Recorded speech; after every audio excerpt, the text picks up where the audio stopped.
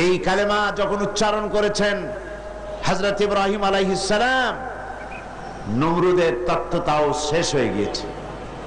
এই কালেমা যখন উচ্চারণ করেছেন মুহাম্মাদুর রাসূলুল্লাহ সাল্লাল্লাহু আলাইহি ওয়াসাল্লাম, তখন আবু জাহল, আবু লাহাব, উতবা, শাইবা, মুগীরা বংশশুদ্ধ, এদের সমস্ত রাজ ব্যবস্থা, সমস্ত সবকিছু ছিন্ন ভিন্ন হয়ে গিয়েছে। এই কালেমা আমরা উচ্চারণ করি, আমরাও পড়ি,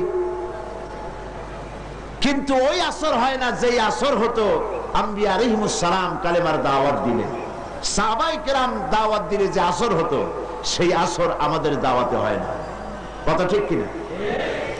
বিষয়টা দেখুন, ওনারা তাকে ফেরাউনের মোকাবেলা করতে হয়েছে কালেমার দাওয়াত দিয়ে, ইব্রাহিম আলাইহিস সালাম কালেমার দাওয়াত দিয়ে নমরুদের মোকাবেলা করতে হয়েছে।